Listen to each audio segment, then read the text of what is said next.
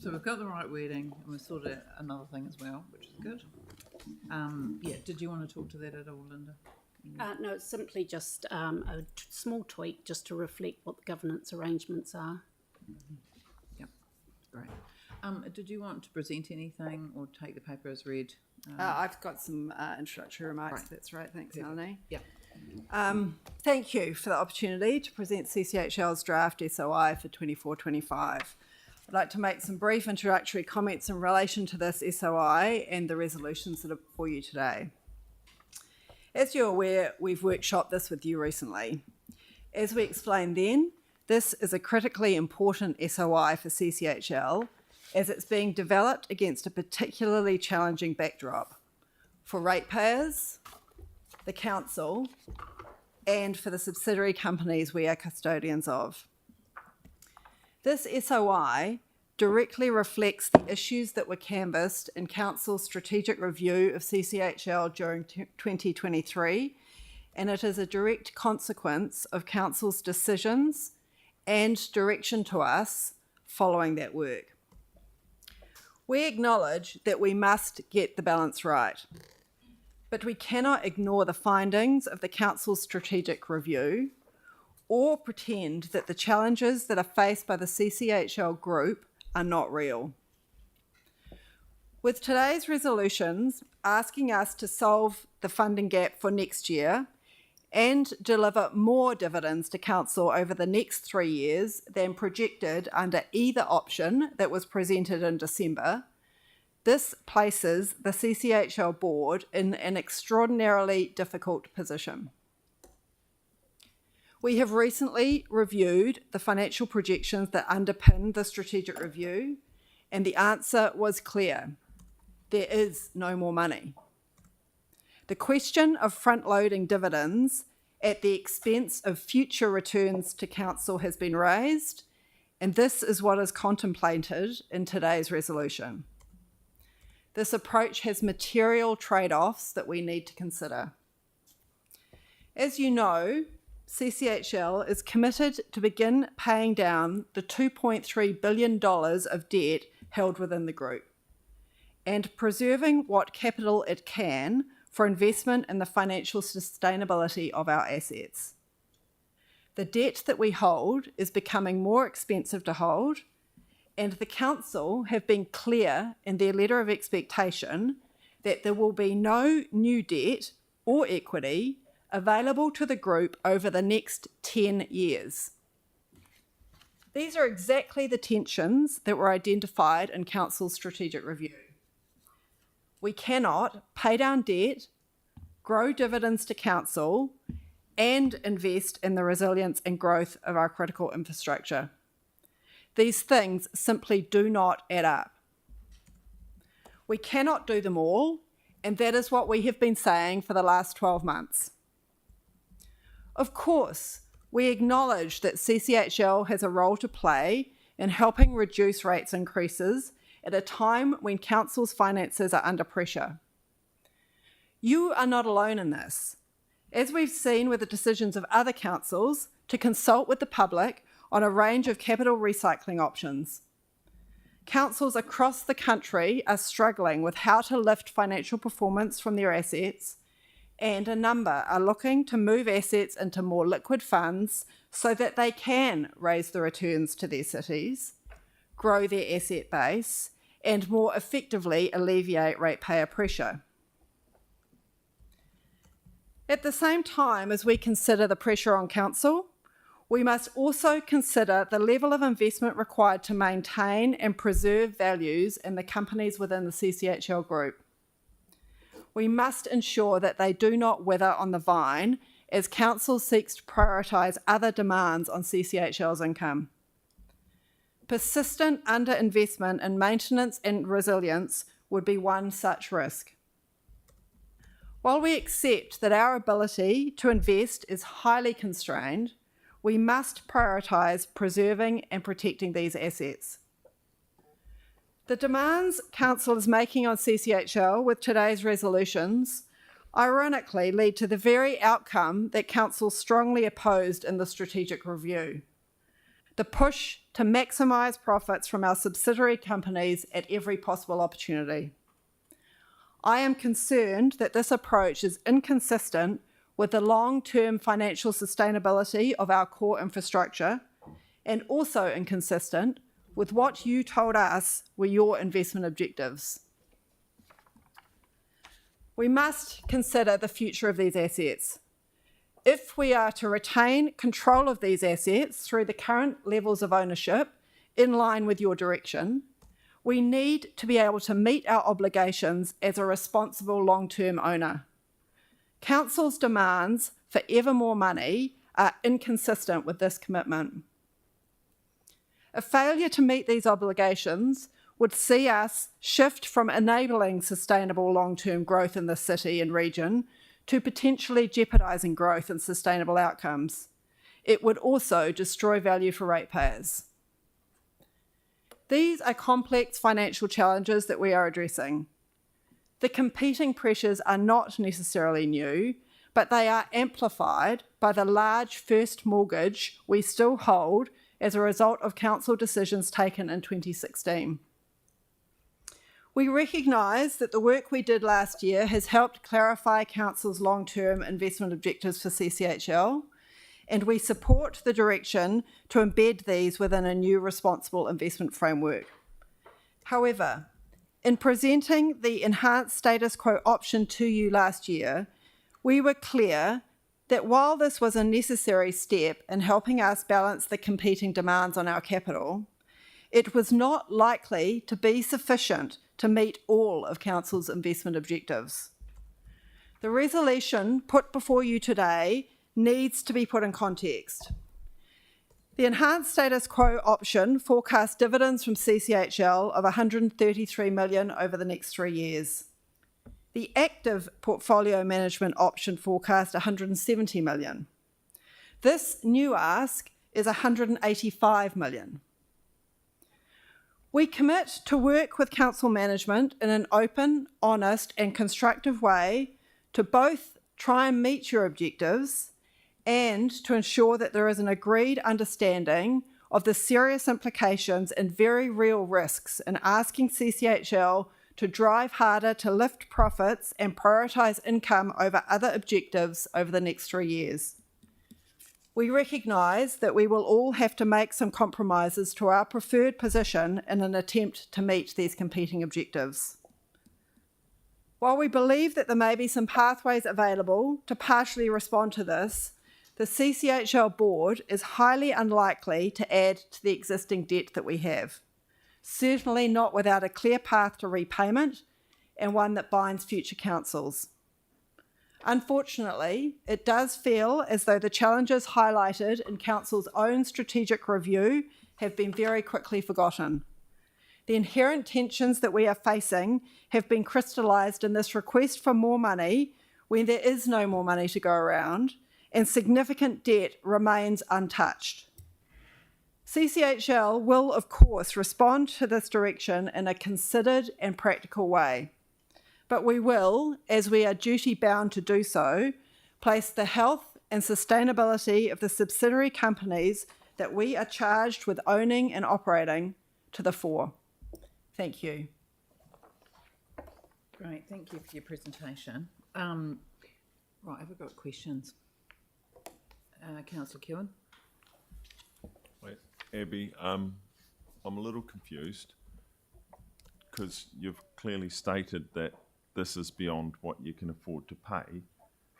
So it starts to feel like a negotiation where the tenant of somewhere, the landlord comes in and says, this is what your new rent is, and you look at all your numbers and you go, yeah, but our turnover's that, and everything, take out all the other bills, that doesn't add up. That's what it's feeling like. Is that a good assumption? It is like. So what's your option to deliver this? If it's asked by council, you must then have to come up with a plan. Is it to run CCHL into the ground? Because you can't do the maintenance. You have to cut things. So, and you can run businesses into the ground, sell all the stock, do all the things you do. I think, Aaron, as we've been clear through this process of the last 12 months, we have capital commitments ahead of us. We have budgets that we have attempted to set that avoid the worst of of the sweat the assets kind of mantra, if you like.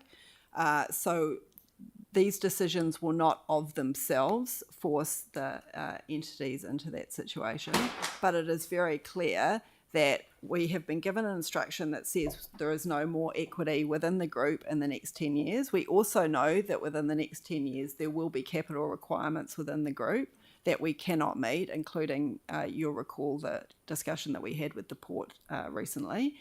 Our commitment has been to try and reduce debt within the CCHL group in order to enable us to build that flexibility and use that capital to support those capital objectives going forward. With this request, we will not be able to do that.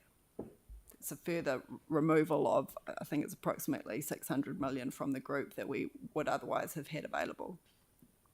And what would have that 600 million done? Well, over the course of the next 10 years, it will assist us to do things that will enable the growth of the entities. So, for example, the port expansion would be one of those. But the reality is, if we're going to meet these objectives, we will have to push harder on the profitability and decision-making of each of the entities. So another way to word this for the simple people who might only ever look at the headlines is this a shrinking of the asset to pay the dividend? It's certainly a shrinking of the... So in time, the asset will be worth less because you've not paid into it and updated and grown and done your bits and pieces. Or will it still be worth the same regardless? Well, you'll recall again through the strategic review, Aaron, that one of the challenges here is that we can have a growth in market value of these entities, but if we're not able to access that market value, then that's somewhat academic. So the issue is really around the return that we can get from those and provide back through to you. So I can't Okay, say to word that in another way, so the assets are never sold forever and ever until, I mean, electricity doesn't even exist, whatever, take your pick. But but if you do hold on to them, you still want to see a return. Well, does the decision today, in the longer term, lower the value of return? Aaron, I think one way to think about it is... Because a broken windmill doesn't make much power. Yeah, when we presented the options in December, there were effectively two options, right? We could stay with the existing portfolio of assets, and we acknowledged that ratepayers weren't getting a fair return, right? So we needed to do something more to lift returns for ratepayers over time. The other option was if we were going to address all of the problems, so the fair return to ratepayers, repaying CCHL's debt, having enough capital to invest in maintenance, resilience and growth, having more capital to invest in new opportunities for growth, having even more capital to invest in new sectors that the city wants us to invest in. So digital infrastructure, green infrastructure, social infrastructure, then we would need more flexibility. Ultimately, the council decided that the flexibility option was off the table. So we needed to build flexibility back in the assets that we're home. So we've got a house, we're keeping the house. The house needs to be maintained. The house needs to be expanded at some point in time. And the way we were going to do that was to save money to enable that to happen at some point in the future. 5 years or so from now is that peak point. What these resolutions do, and more importantly, the direction in the letter of expectation to maximise dividends, so it's a profit maximisation approach, and there's no new capital to rely on, is that we've not got the money. We can't save the money to maintain the asset and to invest in expanding the asset. That's the challenge that this poses to us. We absolutely acknowledge that year one is a particularly unique challenge. We didn't solve that in the strategic review. It wasn't intended to. So we need to do something to solve year one. But just continuing to extrapolate this into ever-increasing requests for dividends on an understanding that we might not have to spend as much money in the future, or future councils will be okay taking a lower return, right, are pretty bold assumptions to make. Right, okay, but we can make savings by, ditching the social investment and ditching the green investment and stuff like that, can't we? Well, if you're focused on maximising profits, that's what you do. Right, okay, well, we can do that. Jake, Councillor Matella. It's all right, you can call me either. Hey, two questions. I'm sensing a degree of uncomfort around the front-loading the future dividends. That was a feature of the active portfolio management approach. Do you have any comment about why you have much less discomfort under this scenario? Yeah, I mean, I guess there's two things to comment on that. One is that the reason why we were able to front load dividends under the active portfolio management approach was that we were changing about 15% of the mix of assets that we owned. So we would be moving from just these hard physical infrastructure assets to introducing a more liquid pool of assets. So if we found a point in time, like we have today, where there's not enough money to feed all the mouths, we could go to that pool of more liquid assets and use that capital to sustain the dividend. So that the difference there was we were moving to a committed distribution to you over a long period of time. So that would have enabled the CCHL board to say we can commit to that level of dividends, but that level of dividends was still less than what's being asked for here. I take that point. I do have concerns around the notion that there wouldn't be special requests like this from council if that 15% was liquid. Oh, yeah, I mean, the shareholders entitled to request. And what we have to do is be clear about the implications, I guess. But yeah, I'm sensing you've answered it well. It's the quantum that is. Yeah. Okay. Well, and the principle of front loading, if we just owned, we do own long duration assets. They are high quality. They're relatively stable. But we know during the strategic review that we've got this, wall that we're going to walk towards in 2028, where we could have demands from Orion and LPC in particular, which require substantial injection of capital. And if we're spending the next 3 of those 5 years paying out all our free cash flow to council, because your challenges are unique as well. You're having to deal with things which other councils haven't had to deal with in the past. Something has to give, and in that instance, what we would be facing is an inability to support the growth of those assets. So if I take an example, LPC were in front of you. The strategic review is really clear that at some point we'll have to expand the port if we're going to continue to support the growth of the region. They are big numbers, and hundreds of millions of dollars of numbers. If they need to commence those works in 2028, they need to know that they can enter the market looking for capacity to build that, or do that expansion in 27, which means we need to complete a business case in 2026, which is clear about where that money will come from. At this stage, under this direction in 2026, we're still paying out free cash flow to council. We won't have visibility on where we're going to get the money from. That's the challenge that we're having to grapple with. It's not a you win, we win. It's we both lose at the moment, and we're trying to find a way through. I'll just ask you a question. I was going to ask Linda a question because about Resolution 3 and how that came about. Are we able to get some information about where this exactly the process has come to bringing about Resolution 3? I think Mary might talk to that. So you inquired where the process was about this level. So the CFO Bede and I met with Paul last week, I think it was last week, and again traversed the issues that council was having in terms of which I think that the CCHL have been aware about since some time, because we've had conversations since December about this, about the hump for us is the first 2 years of our LTP, and so whether there was capability of actually moving dividends back and just rephasing things over the year to actually just get us over that hump of the first 2 years of the LTP. So this was the level that in that conversation was seen as realistic and doable. So initially we had been requesting more, but this was the level that seemed to be realistic and doable for 15 million in the first year, 65 million in the second year, 65 in the third year. But Just to add a bit more context to that, so in those conversations we focused on year one and looking for opportunities to increase that, because we acknowledged in the strategic review we didn't solve that problem, and it's a reasonable request from council to help address that.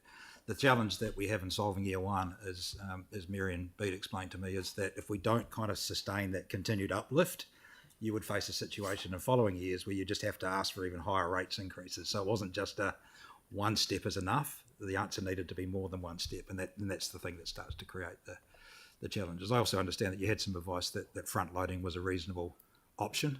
It is always an option, but what we're trying to do, I guess, is explain the consequences of front loading. Councillor Johansson. Yeah, thank you. I'm glad you mentioned LPC. In our report, we've been told LPC has lower container volumes, weakening demand, and ongoing supply chain disruption. So, I know that they had quite an ambitious plan for growth, but it would appear that the forecasts are coming back a bit. Yeah. So, I'm just trying to get a sense of,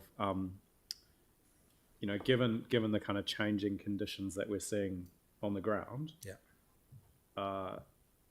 Why would we not be able to front load a bit more and probably delay that investment for a few more years, given the kind of change in market conditions? Yeah. So, well, I guess a couple of things there as well. So, one is, as Abby mentioned, and this is kind of as part of our working with the council management team collaboratively, we haven't just relied on the information we had in the strategic review. We've gone back to all of the forecasts and retested everything. So where's the ability to extract more money from the businesses? Where can we move capital around? Where can we leave more debt on subsidiary balance sheets rather than just as we repay CCHL? So we've looked at all of those things. With LPC, during the strategic review, that requirement for capital was much more present. It was a kind of 2026 timeframe. So what we have done is we've said, okay, well, A, you've got more capacity than you thought because volumes have declined, not increased. As the assumptions were at that stage, and that pushes out that point in time in which you need that capacity. But secondly, what they're also looking at is their ability to stage that, so we don't have to have one big check that we write in 27, 28, but we can stage it over a period of time. But we've already banked all of those gains, right? So it doesn't reveal any more money, it just reveals the ability to move things around. What it doesn't do is it doesn't solve our problem, which is how do we get to a point in 26 or 27 where we can say to LPC and we can say to Orion in particular that as a shareholder we can support those growth ambitions. Because if we haven't saved anything, we haven't built any flexibility over the next few years, we won't be in a position to support that. Can you I just couldn't quite make sense of the city care, and sorry, I can't quite find the exact, oh yeah, here we go. We've been told city care, while structural separation of property and water remains under consideration, they have migrated to reporting on separate business units. CCHL will be requiring they consolidate to a city care group level in finalising their SOI. Can you just kind of put that in plain English? Like they kind of divested of some stuff, got rid of the bitumen plant. Yeah. So after that sales process, they went through a restructure and they got rid of the businesses that weren't profitable for them and weren't core. And they're left with two businesses. They've got a property business and a water business. And effectively, they are two units that run independently. And what they were pursuing, and this was obviously at a time when we were heading towards Three Waters and potentially Three Waters was going to capture the City Care water business, is what structural separation would look like. So if the government reached in and said, we're taking water, we could just hand that business over to them and City Care property would be left untouched. What we're saying now is we're past that moment, and so we just want to deal with City Care Group. They can have two businesses in their group, but we just want to report on a group basis. We don't want to come back with a City Care property report and a City Care water report. Okay, that makes sense. Thank you for clarifying that. Councillor Fields. Thanks, Councillor Coker. Just from my own understanding, I'm not quite sure who this question goes to, but doesn't 4 kind of render 3 redundant? Just, or are they? I mean, it just feels like all of 3 is captured within 4, and so I'm just kind of wondering why we need both. Well, 4 is not going to deliver you those numbers because, as I think we've been quite clear, this is not a sustainable dividend policy to pay out those amounts. So 3 could be within us 4, but 4 would not deliver those numbers in 3. 4 is critical for us, I think, to get to an aligned position on what dividend policies for CCHL will be going forward. I think that's critically important. 3 is about how we smooth things in the interim. Okay, no, that's pretty clear. I mean, but like, I guess, what am I trying to say here? Like, I mean, you could drop 3 and work within 4 to get the good outcome, right? Like, theoretically. Yeah. Cool. Thank you. Councillor Peters. Thank you. do you see any way in the current framework that you're working within to bring in outside investment to help with the growth that's looming in the companies of like LPC and Orion? No, and in fact, your LOE was very clear that we should assume that there is no additional debt and no additional equity into the group, and that's part of the constraint that we're operating within. So, do you see any way as a council that we could look to support you in bringing new equity into the framework from outside investors, perhaps to help you with that growth that's needed in those companies? Absolutely. I think as we canvass through the strategic review process, there is, certainly an appetite for investment. The reality is that would have to involve some type of dilution of the council's ownership of any asset that then had that joint investment. Very good. I'd certainly be interested if we as a council could work with CCHL and come to some point where we could have them bring proposals back to us as a council to look at helping with this situation. Well, been there, but we're tied at hands. So Great. Councillor Scandrett. Yeah, thank you. Just to clarify, in our report 4.20, the dividends projected from CCHL, which are 38 million, 46 million and 54 million respectively with those dates. Are those your projections or council's projections? No, those were our projections. Okay, so yeah. council's was 4.22, which is the same up as this. So the difference between the two over the next 3 years is 47 million. That would be correct, yes. Yeah. Okay. There is some flexibility there, obviously, when identifying opportunities to declare special dividends. So that means we would take a good, long, hard look at assets that aren't considered to be strategic, so non-strategic assets. And as you're aware, we're engaged in conversations around Ferry Road, which could help solve the problem. But the challenge, I think, that Mary and the team have in striking an LTP is they need to be able to rely on a certain level. Yeah. And if we're both sitting here saying we hold transaction risk and no one wants to hold that, then the ability to bank those numbers is constrained. Okay. And it's a kind of a left field question, but as Orion's kind of regulated about what it can charge, is there a feeling at any point that central government is going to look at adjusting those? Because economic situation and globally is changing, and it seems that regulatory price cap needs to be looked at. Is there any feeling with regards to that? That is the role of the Commerce Commission to look at those issues, which is how do you set a regulatory framework which allows for a required amount of investment, so you continue to invest in the growth and resilience of the network. But you can't. It does so in a way which is reasonable on those that pay for that, which is households. Yeah. And it's growing costs right across the board. Yeah, so the process does have visibility on operating costs, on CapEx, on future work programs. So is there any... So the Commerce Commission has a process underway in relation to the electricity distribution businesses, but we will not know the outcome of that until... Final determination is November. Of this year? Have a draft in May. Okay. Thank you. Councillor Donovan. Thank you. I'm a bit confused about number 3. So where did the numbers come from? So you work with staff on the numbers? So if we go back to what we presented in December with the enhanced status quo. So effectively we looked at the forecast that we had from a subsidiary point of view, and they generate a certain level of profit. Their boards make decisions on how much they need to retain for their own businesses and how much will get distributed to us. So that comes into us as income. We have some small operating costs at CCHL, and we've got a really big interest bill because of the debt that we hold. That then leaves an amount of money that's available for distribution to council. Now, under normal processes, a holding company would seek to pretty much pass that through to the shareholder. But in this instance, because we're holding debt, and as we explained in the workshop, we don't have any income, we don't sell anything. We just get told at the end of the year what the number looks like from the businesses that we own. It's a really uncomfortable position for a company and a board to be in, to hold $650 million of debt where you have no revenue. So, so what we've decided to do, obviously, in the enhanced status quo option, was prioritise debt repayment. And I guess an important point here is in 2016, when that board and council at that time agreed a financial strategy, that strategy contemplated that debt would start to be repaid from 2022. So we're already 2 years late for reasons of COVID and other things.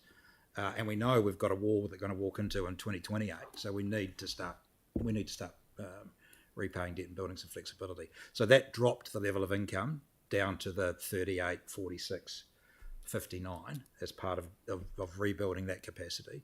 And over time, you will get, I think we end up in the 90s by the end of 10 years in this forecast period. And as just a quick follow up to that, you're saying you're not comfortable with this level though? I mean, do we need to be reassessing? This level it includes some really clear trade-offs, which is, as I said before, we're no longer saving to invest in resilience and expansion. We're just paying all our free cash out to you, and that limits where we will be 3 years from now. It just adds to the constraints that we already have. It's both hands behind your back, not one. Sorry, I've got a off topic, but I might come back to that one. Can you just give me an update on the view of where Terrace is sitting? And it's just in regards to the update on that, talking about recent developments and the position of CCHL. So it'd be just good to have that.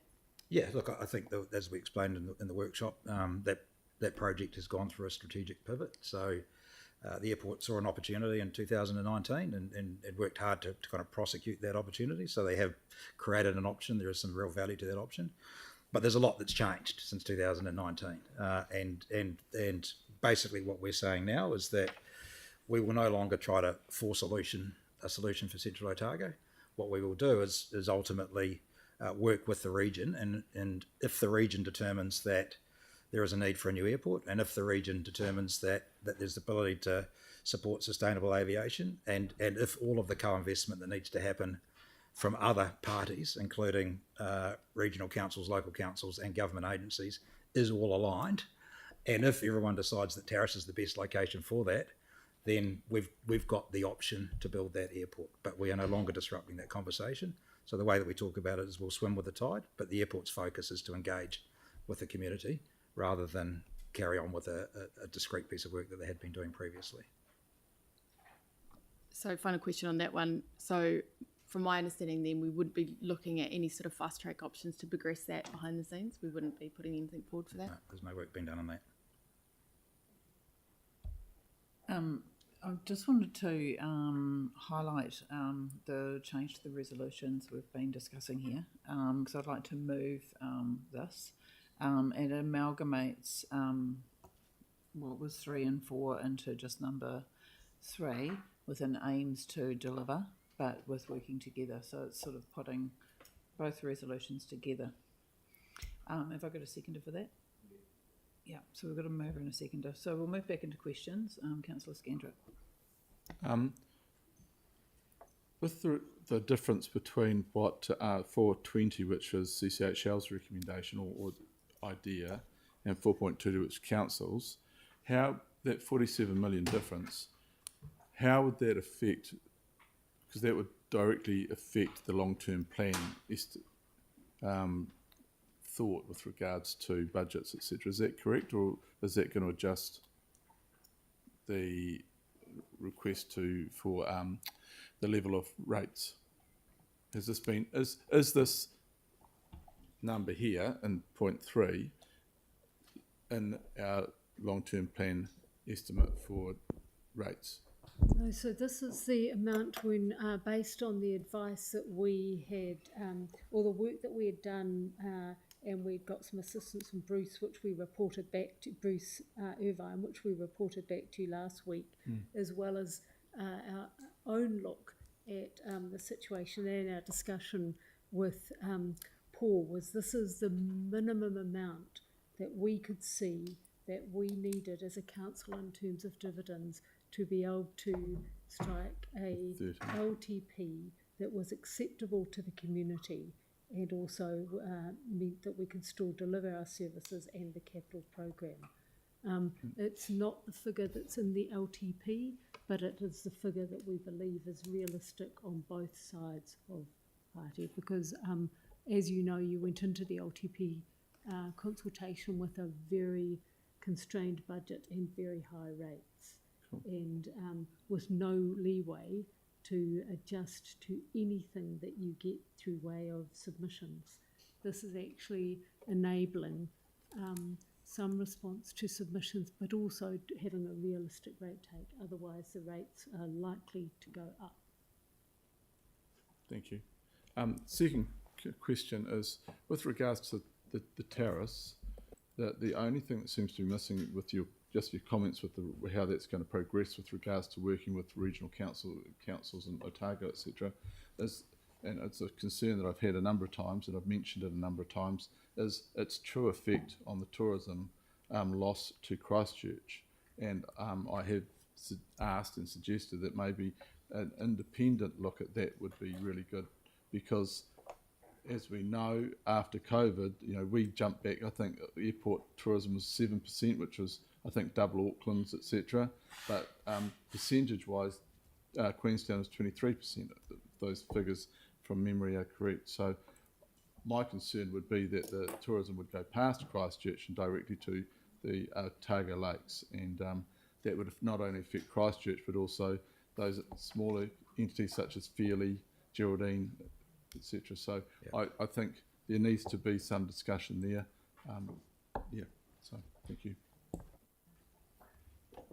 Are there any further questions? Councillor Henson. Sorry, I just wanted to make sure that you've got the amendments that I've also put around the feedback in terms of LPC. Yes, we do. Okay.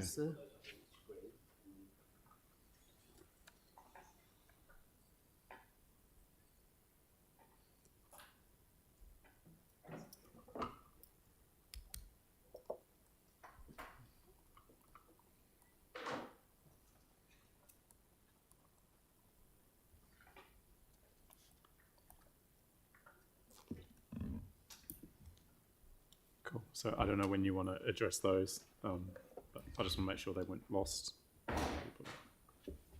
Yep. Should we add those in amendment to the resolution? Have you got a second, Councillor Henson? Councillor Donovan seconding.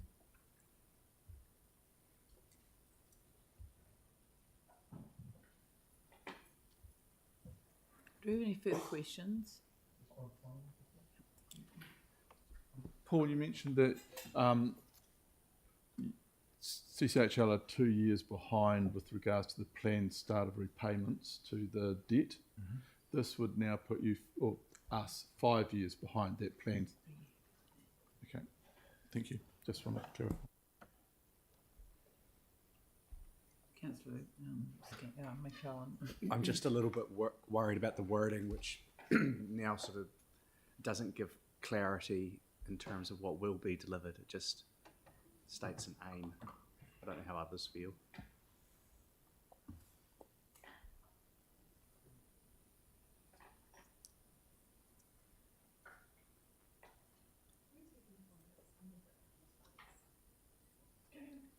Should we take a 5-minute break? Yeah. Okay, we'll come back at 11:40.